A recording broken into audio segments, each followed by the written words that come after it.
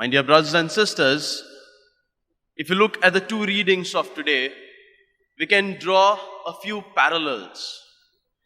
The first reading is about Joseph, who was the youngest son of Israel, the youngest son among 12 brothers. In the gospel reading, which is indicative of Jesus, is about an owner of a property who had set up a property, kept tenants, and gone to a faraway place. Now, what are some of these parallels that I'm talking about? In the first reading, Joseph was a loved son of his father. Similarly, but naturally, in the gospel reading, the son was a loved son of his father. In the first reading, Joseph, it's not he who wants to go to his brothers, but it's the will of his father that he sends him to his brothers. Similarly, in the vineyard, it's not the son who decides to go to check on the property, but it's the father who sends his son.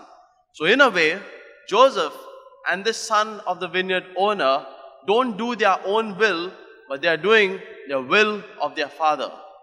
And there's an important element which is there in this going either to his brothers or to the vineyard, that they trust in the word of their father. And in this trust, when they go, what happens there is not rather pleasant, because the brothers of Joseph treat him rather harshly. They wanted to kill him, so they don't exactly kill him, but they trade him for their own gain. Whereas in the gospel reading, the son of the vineyard owner is put to death. Now, for the good that they were doing, for the good that they were sent to do, what they face is persecution, is what they face is literally death. My dear brothers and sisters, we too as Christians, as we reflect on this theme during these novenas of grace, is about our call. The very fact that we are baptized, many of us, we have this call of living a good, dedicated Christian life. And more importantly, there's a second part to it, which is discernment. All the time we are called to discern our actions. We are called to discern our words. We are called to discern what we say during our relationship, both to ourselves and to others. And finally, we have to commit ourselves. And whether we like it or no, our commitment involves a lot of pain, a lot of suffering. And especially when we reach out to others. Very often, our human tendency is such that when we do something good to others, we expect something good to be done to us. At least a word of appreciation, or at least an acknowledgement that what we have done good to others should be repaid back to us. But the logic of the gospel is quite the contrary. When we do something good to others, we are expected not to expect anything back in return. And that is the Christian logic. That is the wisdom of the Gospels. Very often very difficult, but a time like this, the Lenten season, wherein we literally reflect on this entire mystery of suffering, this is what we are called to be, bloodless martyrs.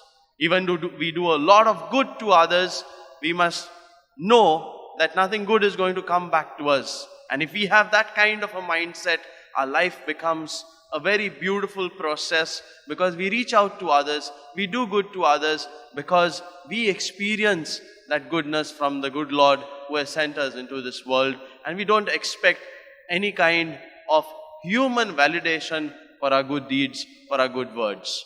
My dear brothers and sisters, as crazy it may sound, that is how our life is expected to be lived. And that is what gives us that grace, that gives us that passion to live our life much more fully. Because when we don't expect anything in return, that is when these actions of us come out of a generous heart, a magnanimous heart. We pray for this grace during this Eucharistic celebration, knowing fully well that examples like Joseph, examples like Jesus are not an end in itself, but that is only the beginning of newness of life. Because after the death comes the resurrection. So whatever we don't get may be paid in return, we must know that it has spread goodness around us. That we may be filled with this wisdom of doing good to others, let us pause and pray for each other.